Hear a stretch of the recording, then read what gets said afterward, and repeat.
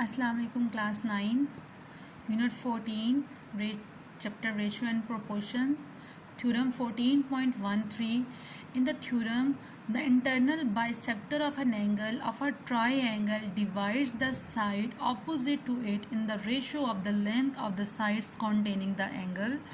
इसमें हमारे पास कहते हैं कि हम जो एक ट्राइंगल ड्रॉ कर रहे हैं, हम ड्रॉ कर रहे हैं एक ट्राइंगल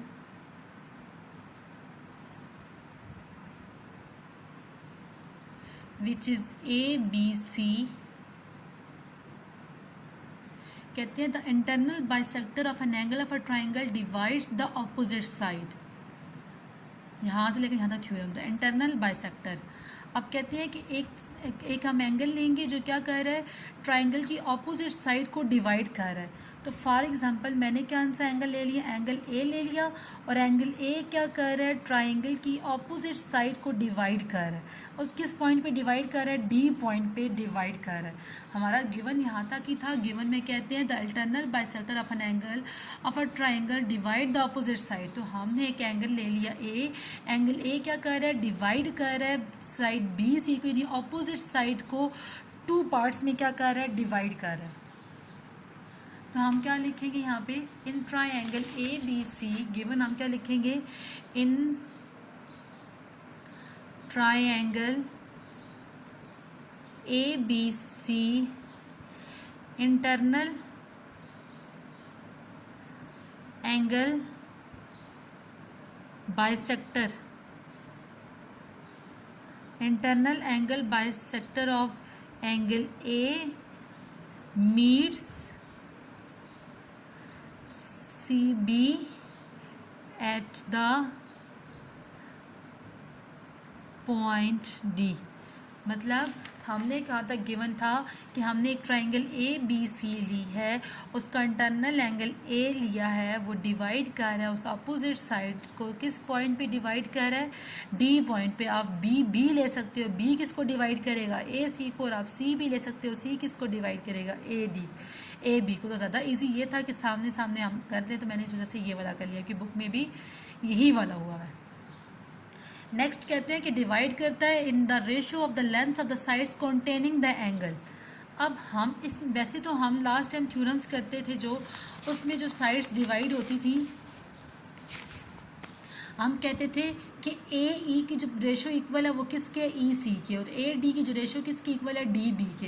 तो हमारे पास ये जो थ्योरम है, इस थ्योरम में हम कहेंगे कि जो ए सी साइड है वो किसको डिवाइड कर रही है, ए बी साइड को, और सी डी जो साइड है वो किसको डिवाइड कर रही है, डी बी साइड को। तो हम यहाँ पे क्या लिखेंगे कि मेजरमेंट डी बी किसको सेम रेशो से डिवाइड कर रही है, किसको सेम रेशो से डिवाइड कर रही है, डी सी को, डी सी को सेम रेशो से डिवाइड कर रही है। सेम जो ए बी है वो किसको सेम रेशो से डिवाइड कर रही है, ए सी को। तो यहाँ पे हम लिखेंगे ए बी किस रेशो से किसको डिवाइड कर रही है, ए सी को। ठीक है, ये बात हमने प्रूव करनी है कि जो डी बी है वो डी सी को सेम रेशो से डिवाइड कर रहा है, और जो ए बी है वो ए सी को सेम रेशो से डिवाइड कर रही है। अब हम ड्रॉ करते हैं कंस्ट्रक्शन। तो कंस्ट्रक्शन ड्रॉ करते हैं तो हम कहते हैं कि हम एक ऐसी लाइन सेगमेंट ड्रॉ करते हैं बी ई जो कि डी ए के पैरेलल है। हम यहाँ से एक ऐसी लाइन ड्रॉ करते हैं जो किसके पैरेलल हो जाएगी, ए डी के। तो यहाँ से हम एक लाइन ड्रॉ करते हैं,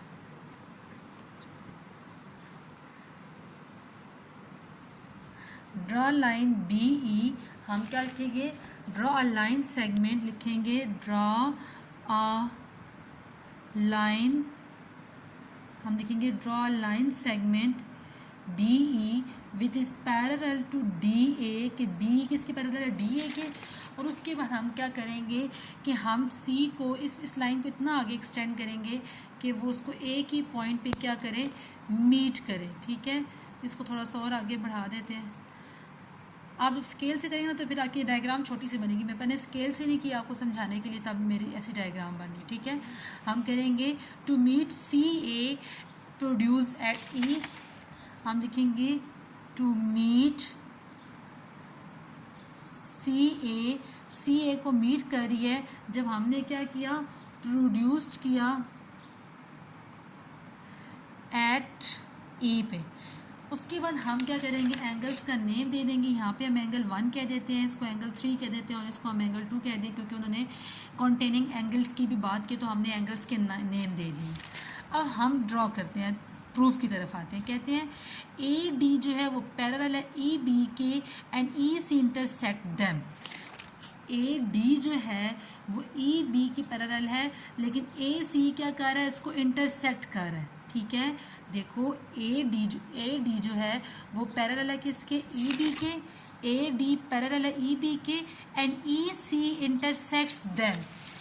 ए डी पैरेलल है ई बी के एंड ए सी क्या कर रहा है, इसको इंटरसेक्ट कर रहा है। तो हमने यहाँ पे लिखा जब ए सी इसको इंटरसेक्ट कर रहा है तो दोनों लाइंस आपस में पैरेलल है, तो इट्स मीन एंगल 1 और एंगल 2 मेरे पास क्या होंगे, इक्वल होंगे, क्योंकि कौन से एंगल है, कोरस्पोंडिंग एंगल्स हैं। साइड्स आपस में इक्वल है तो इट्स मीन एंगल्स भी आपस में क्या होंगे, इक्वल होंगे। नेक्स्ट कहते हैं कि अगर ए डी ई बी के पैरेलल है तो ए बी भी तो इंटरसेक्ट कर रहा है। अगर ए डी जो है वो ई बी के पैरेलल है तो तब उसे कौन सी लाइन इंटरसेक्ट कर रही है, ए बी लाइन इंटरसेक्ट करी। तो अगर ए बी लाइन इंटरसेक्ट कर रही है तो इट्स मीन इसमें कौन से एंगल, यहाँ पे एंगल का नाम दे देते हैं 4।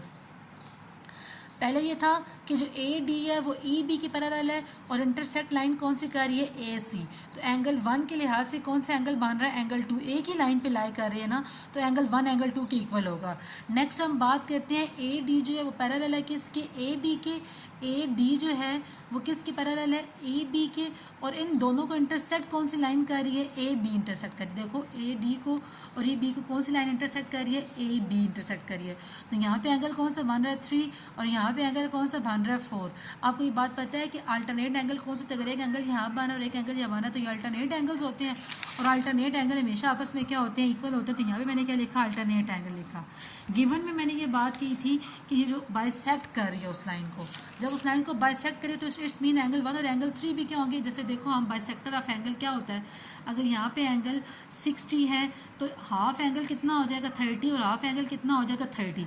इट्स मीन ये दोनों एंगल आपस में इक्वल है ना, एंगल बाइसेक्टर की यूनिट 12 का थ्योरम्स की बात हो रही है कि अगर एंगल बाइसेक्टर की डेफिनेशन क्या है, बाइसेक्टर ऑफ एन एंगल की जो किसी भी एंगल को इतने पार्ट्स में डिवाइड करता है 2 इक्वल पार्ट्स में, बाय 2 सेक्टर पार्ट्स, किसी भी एंगल को कितने इक्वल पार्ट्स में डिवाइड करता है 2 इक्वल पार्ट्स में।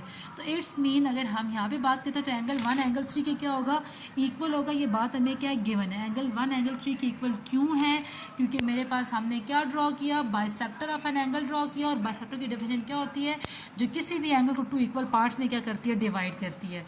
जब एंगल 1 एंगल 3 के इक्वल है, देखो एंगल 1 एंगल 3 के इक्वल है, एंगल 3 एंगल 4 के इक्वल है, और एंगल 1 किसके इक्वल है, एंगल 2 के इक्वल है। यहाँ पे देखो मेजरमेंट एंगल 1 किसके इक्वल है, एंगल 2 के।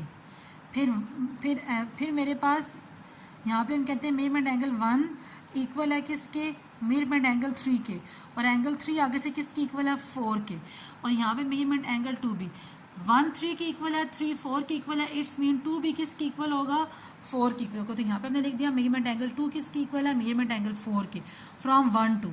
फिर हमने ये बात लिखी कि ए बी कंग्रेंट है ए ई के, ए ई कंग्रेंट है ए बी की, ये दोनों बातें कंग्रेंट है। मतलब ए ई जो है वो किसकी कंग्रेंट है, ए बी के। ये दोनों लाइंस आपस में कंग्रेंट है। क्यों, in a triangle the side opposite to the congruent angles are also congruent. देखो 3 और 4 आपस में कंग्रेंट थे ना, एंगल्स आपस में कंग्रेंट थे, इक्वल थे। तो इट्स मीन ए बी और जो ए बी और जो ए ई है वो भी आपस में क्या होगा, इक्वल होगा। ए बी और ए आपस में इक्वल होगा। क्यों इक्वल होगा, क्योंकि 3 4 एंगल आपस में क्या थे, इक्वल थे। नेक्स्ट हम कहते हैं कि ए डी, अगर ए डी जो है वो अगर ए बी के पैरेलल है तो उसके अकॉर्डिंग मैंने ये स्टेटमेंट लिखी कि बी डी डिवाइड कर रहा है डी सी को, और जो ए ई है वो किसको डिवाइड कर रहा है, ए सी को। मतलब इस पूरी को लेते हुए हमने इसको डिस्क्राइब किया है, इस पूरी को लेते हुए, इस साइड को लेते हुए कि डी बी डी सी को, और ए ई जो है वो किसको डिवाइड कर रहा है, ए सी को। और हमने यहाँ पे लिखा कि ए ई जो है वो किसकी इक्वल है, ए बी के। तो यहाँ पे हमने इसको पुट कर दिया और फिर हमने इसको रेशोज़ की फॉर्म में लिख दिया, और थ्योरम हो गया हमारा कंप्लीट। अब इस थ्योरम में अगर आपको कोई इशू है तो आप मुझसे डिस्कस कर सकते हैं, जैसे अपनी कॉपी पर राइट करना है।